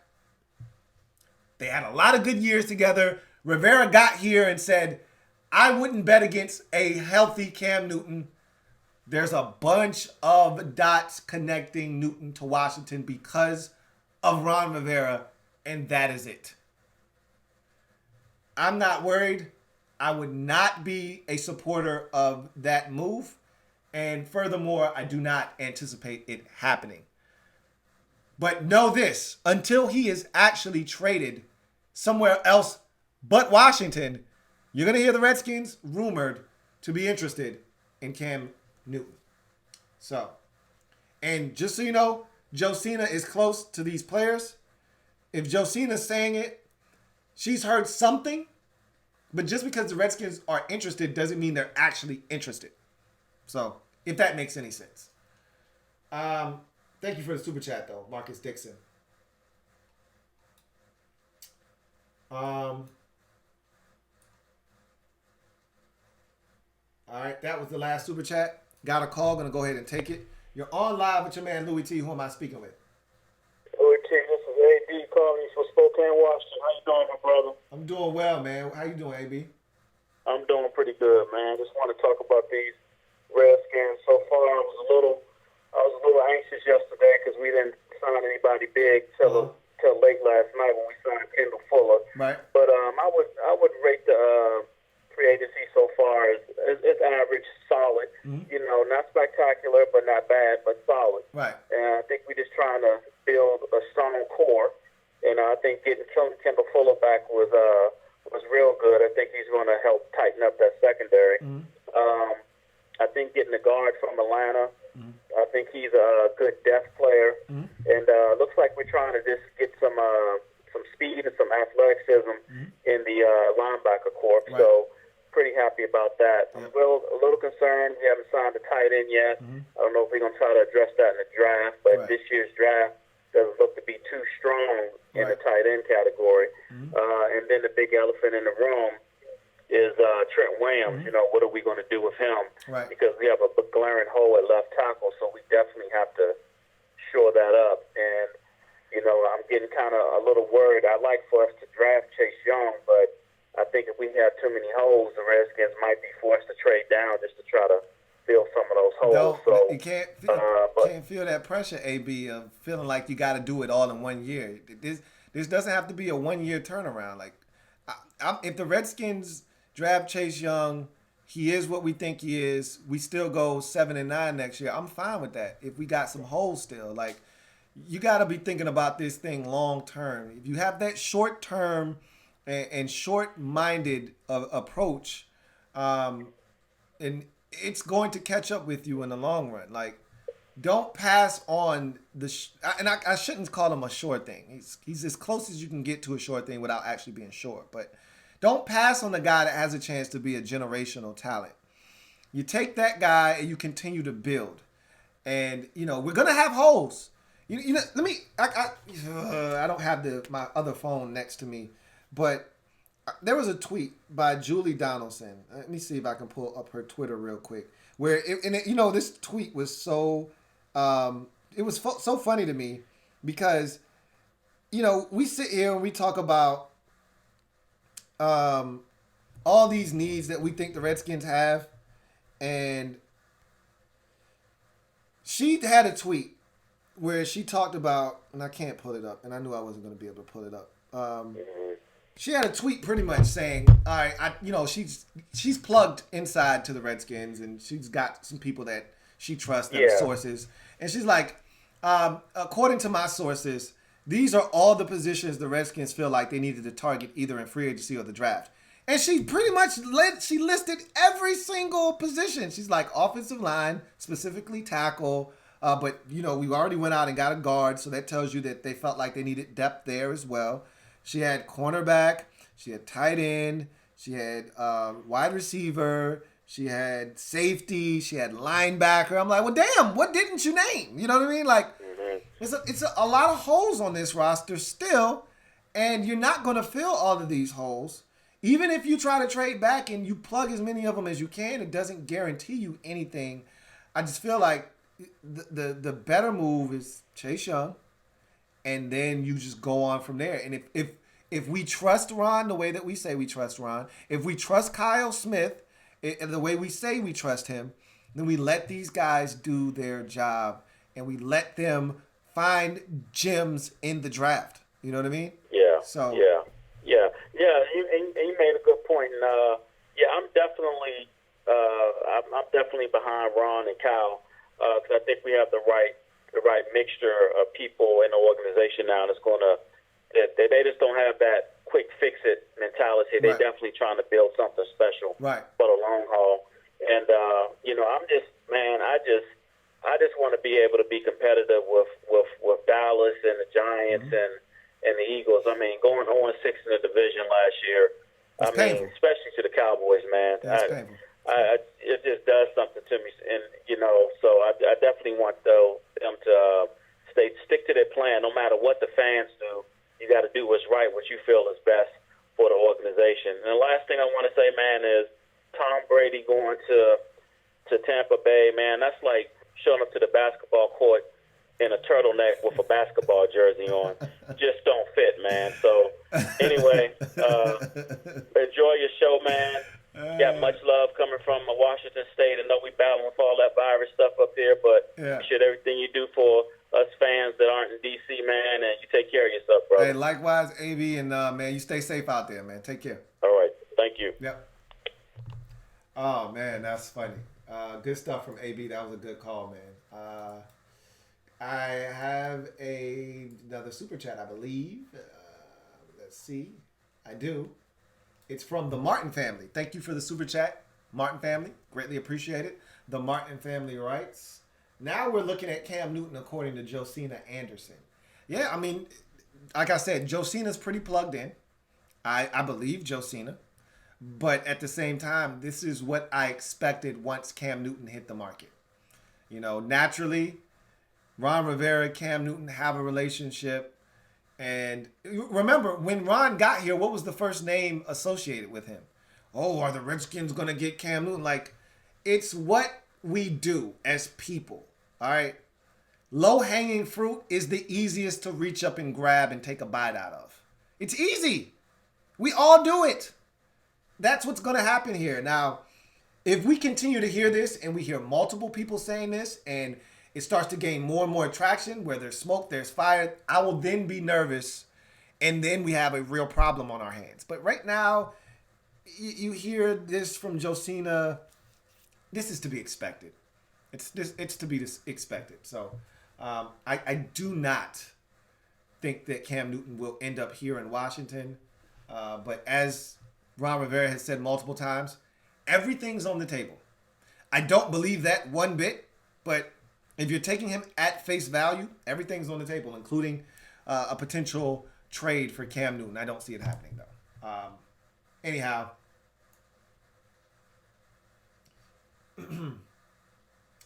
got another call. Going to go ahead and take it. You're on live with your man, Louis T. Who am I speaking with? What's going on, Louis? This is Blaine, man. How you doing, Blaine?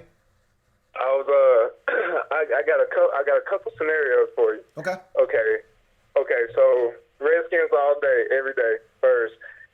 Okay. So trade Trent and add. Okay, how you feel about trading Trent and adding a late round draft pick to it to match up to a second round draft pick, and then we of course we draft Chase Young, and then we see what we can get for Donnie and Monte separately though. add a late round draft pick, even if it's from next year's draft or whatever. Add a late round draft pick because this year's draft is full of talent on DBs, linebackers, receivers, pretty much everywhere or whatever. So you don't know what it's going to look like next season or whatever. So if we go ahead and if we do choose to get Chase Young, we'll still be able to get reasonable capital with adding late round picks to Monte and Donnie, and then see what we can get. Now Anderson is really good, and I like him, but sometimes I think his reaction is a little bit slower than what you want your Sam linebacker to be. Like if we could get in a better position to get a like a better, more ferocious type, like blitzing, like like Von Miller type or something like that, linebacker or whatever. But if not, then cancel that. We keep him or whatever. And then also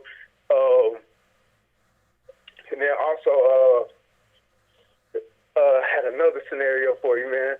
But I drew a blank. I forgot.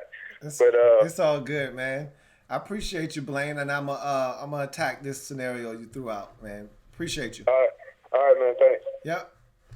All right, so I'm not a fan of trading away half of the defense. Right? You talked about trading Dunny, trading Monte. First of all, there's no market for Monte Nicholson. Nobody's, and he did say late round pick, so he did make sure he specified that it would be a late round selection. But you're not getting anything from Monte Nicholson. You know, teams would they could smell you a mile away. They can see right through the fact that either Monte's gonna make your team or you're gonna cut him, and if they want him, they can get him at a later date and time. They're not gonna give you anything from Monte Nicholson. That being said, Dunny is a different case, but you're not trading Dunny when you only have to pay him $3.5 million this year. Like for a starting caliber corner, you see what these corners are getting paid. You saw what James Bradbury just got. You saw what Byron Jones just got. Dunny's making a fifth of what those guys are making. You think they're gonna trade him away? No. There's too much value in Quentin Dunbar if he stays healthy this year. And furthermore, if he plays well, he may want to stay. And you get that deal done. And you probably still won't have to pay, $15, $16 million. But we'll see what happens with Dunny. But I don't see them trading him. I don't see anybody else even wanting Monte Nicholson. And then, as far as Trent is concerned, like I said, you got to get fair compensation for Trent Williams. You got to get something that you feel good about.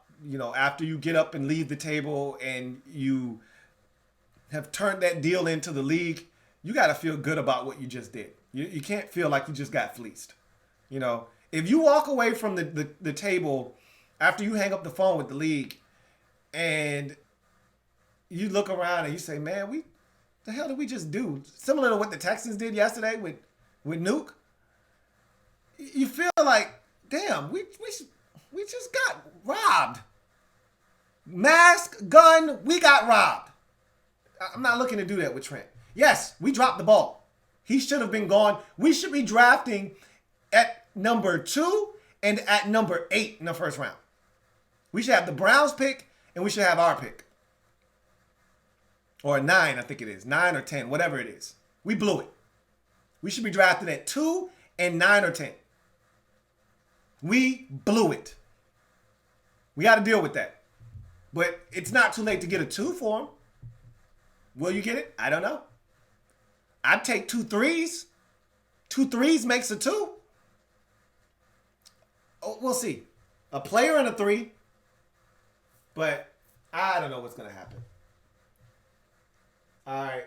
Let's see if we got any more super chats. If not, then we go back to the phone lines. We do have a super chat. Rob Weta, thank you for the super chat. Double up, for my man Rob Weta, who writes, never got the image of Cam not willing to dive for the loose ball in the Super Bowl out of my head. He says, nah, no thanks. Look, either you love Cam or you hate him. He's a polarizing figure in this league. I am a Cam Newton fan. I am a fan from afar, though. You know, and if Alex Smith were our quarterback and not Dwayne Haskins, I'd be all for going after Cam Newton. I really would. Because I know what Alex Smith is as a quarterback. I know what his ceiling is. I know what he's capable of. I know what he's not capable of. And so there's not a lot there left to be desired. Right? With Dwayne, I don't know what his ceiling is. I would love to see it. The only way we're going to find out is if he plays. So, not interested in Cam Newton. I don't think it's going to happen. But again, we're going to find ourselves having this discussion until he finds a new home. So, I'm already mentally preparing myself for what's to come. Anyhow, got another caller. Going to go ahead and take it. Missed that call. Let's go to a few comments until we get another call in here or another super chat. Caveman Tarot says Cam would be a spectacle and a distraction. All right. I do have another call coming in, so I'm going to take it. You're on live with your man Louis T. Who am I speaking with? Mark, Hey, what's going on, Mark? not much. How about you? Hanging tough, bro. What do you think about trading Trent for Hunter Henry's and second round draft pick? Well, first off, Hunter Henry has been slapped with the franchise tag. So unless the Chargers are willing to do a sign and trade, there's no way the Redskins can get their hands on him without giving up 2 first-round picks because they slapped the franchise tag on him. So I just saw something on the internet about that it's a possibility. That's why I was like, Yeah, no. If they did a sign and trade, they could do it. You know, it could be done. The Redskins would have to pretty much come to terms on an agreement with Hunter Henry, and you know the trade could get done. It just the Redskins would have to come to terms on an agreement with a contract, and the Chargers would have to want to make that move. But because they slapped the franchise tag on them, they have all the control in that situation to do the Chargers.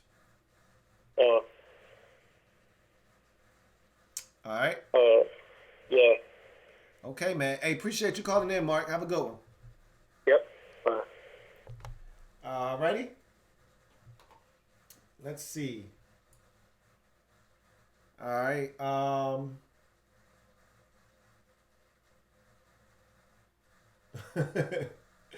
Hey, y'all silly, man. Y'all gotta chill too. I see some of these comments.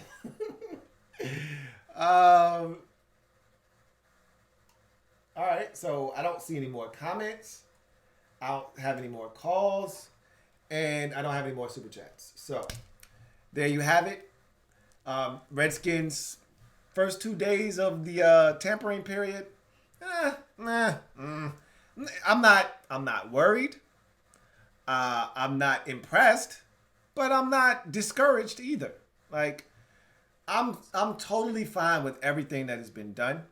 I think they swung for the fences a couple of times and missed. I think they really wanted Austin Hooper. He went to Cleveland. I think they really wanted Amari Cooper.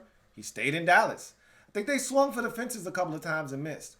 But they got their guy in Kendall Fuller. They wanted him and they got him, and there was mutual interest there, and they got that deal done. I don't think they're finished. I do think there are going to be more moves. I wouldn't be shocked if we heard something as close as tonight. I mean, last night we got the Kendall Fuller news. So it wouldn't shock me if we heard something else for the Redskins and they were able to go out and get another guy here shortly. But Thomas Davis, I'm waiting to see the details of that deal. I think it's going to be a 1-year deal, essentially.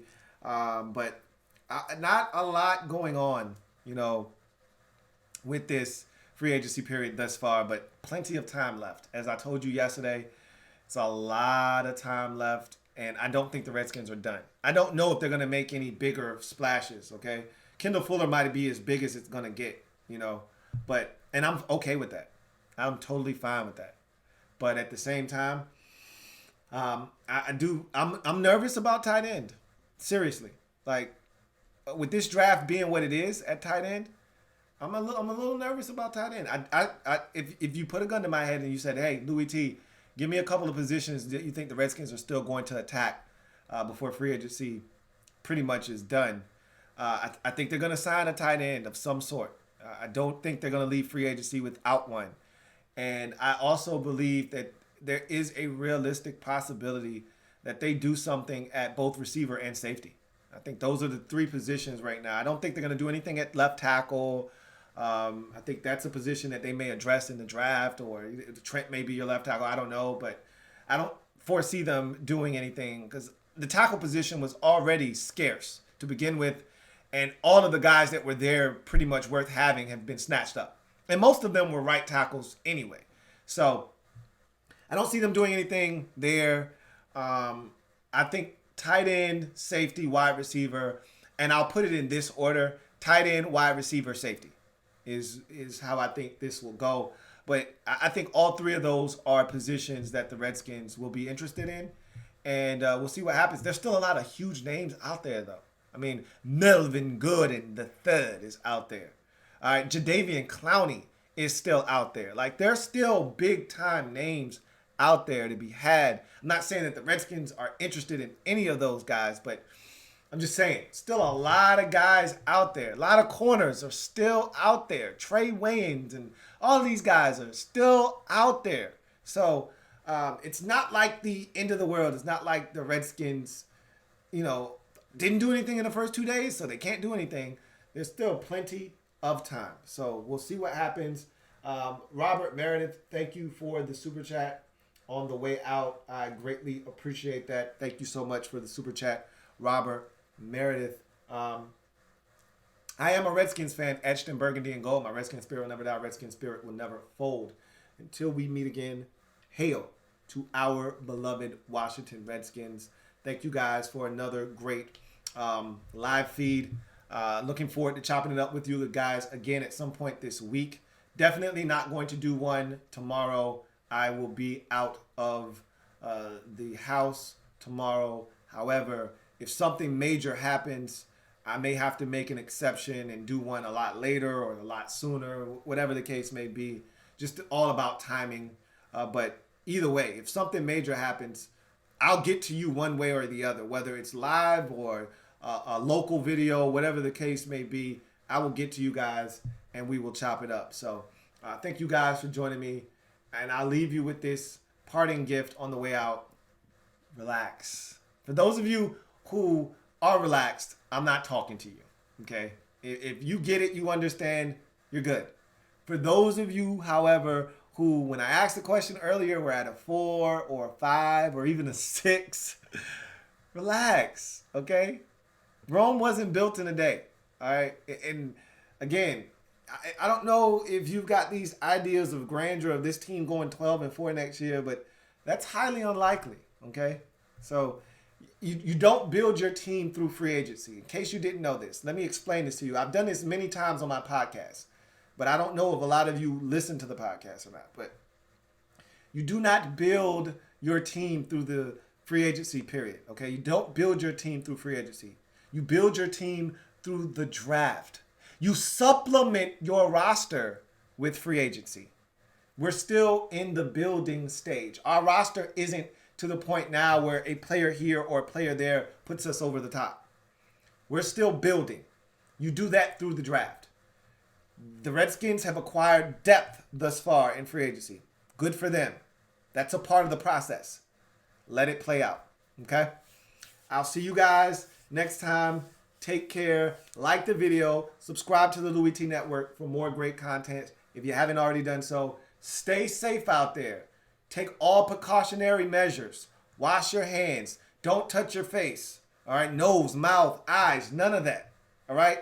Keep distance from people when you're talking to them. 3 feet of distance. You don't need to be all in somebody's personal space to convey your message. All right? Social distancing. Practice it. Don't go out to a restaurant. And I'm not telling you to stop living your life, but understand that this thing is real. It's not just about you. All right? You may be fine if you get coronavirus. Maybe your mom or your grandma isn't. And if you get it, that means your family members at home may get it. And they may give it to somebody else, and you see where this is going. Take care of yourself. All right, there. All right? We'll speak soon. I know we will, because the Redskins are not done. We will talk. And until then, I'm your man Louis T signing off. You guys enjoy the rest of your night. Take care, and thanks again. See you next time. Louis T Network.